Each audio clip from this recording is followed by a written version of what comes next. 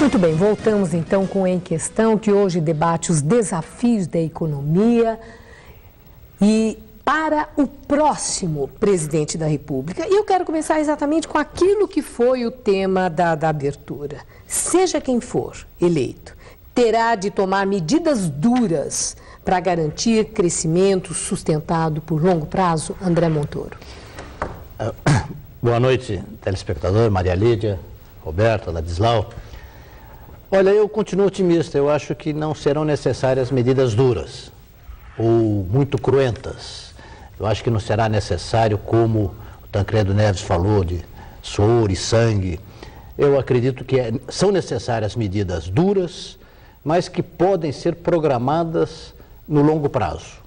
Em outras palavras, eu acredito que está havendo, indiscutivelmente, desde 2008, um descontrole das finanças públicas no Brasil. Está se gastando mais do que o crescimento das despesas públicas está muito acelerado, apesar de haver um grande crescimento das receitas, o Brasil está crescendo.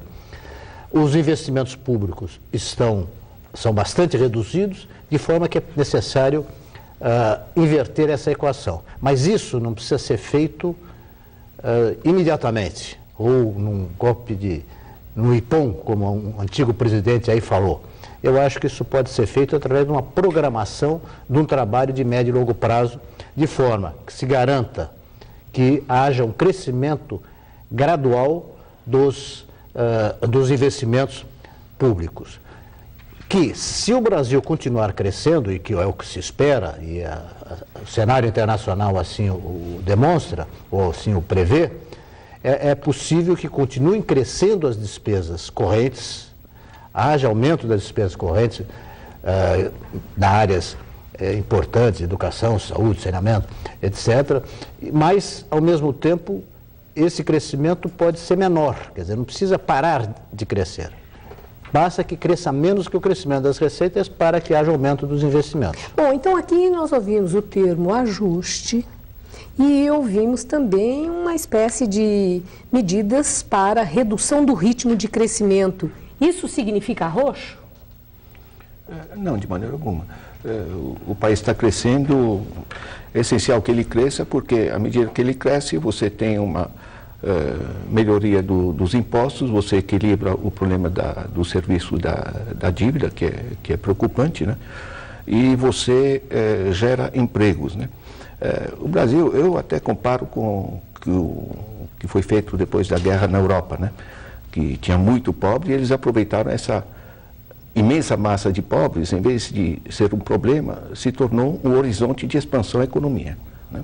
Então, através da tal da social-democracia, eles injetaram muitos recursos, à medida que ia subindo a produtividade, aumentavam os salários, ou seja, gerava uma demanda na base da sociedade muito forte, e isso estabilizou a economia, né? Nós no Brasil temos muita gente que está precisando aceder a um consumo elementar, né? Tem gente que está vivendo em condições subhumanas, né? Nós estamos nós estamos precisando construir 6 milhões de casas, né? O Luz para Todos foi um imenso avanço, mas nós temos que segurar a luz para todos mesmo, né? Então nós temos um horizonte interno de expansão que é muito positivo, né? Equilibra a parte do Estado e a parte privada e, ao mesmo tempo, permite, ao expandir o mercado interno, a gente se proteger de uma instabilidade internacional que aí, André, eu não estou tão seguro assim, sabe? Porque há uma ressaca da crise. Transformaram o déficit privado dos bancos ou dos especuladores em déficit público e agora... de toda forma, o equilíbrio interno, de mercado interno e externo também nos protege. Eu acho que temos uma... Quando eu falei da questão externa, é que eu acho que, ao menos as previsões todas, são no sentido de que realmente a Europa e os Estados Unidos vão ter um crescimento bastante moderado, medíocre. Mas que a China continuará tendo um desenvolvimento substancial, talvez não as taxas que teve no passado, mas substancial.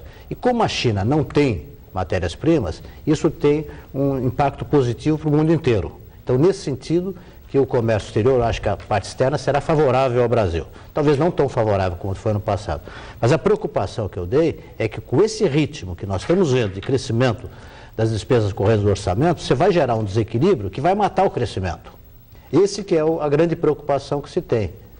Não sei se matar, quer dizer, eu acho que a primeira coisa, o Brasil vai crescer a 4,2%, enquanto o mundo inteiro, as projeções vai crescer 4,5%. Quer dizer, com todo o potencial que a gente tem, a gente se conformar, falar 4%, um crescimento bom, e é muito aquém do potencial do Brasil. Eu vejo uma falta...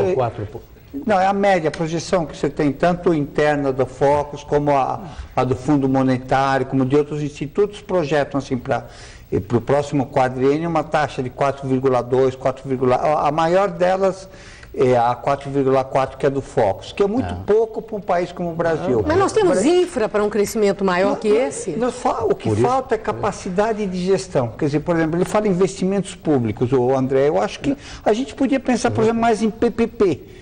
Sabe, essas parcerias públicos-privados. Faltou gestão só, quer dizer, tem investidores que querem fazer acontecer. Tem a demanda para isso.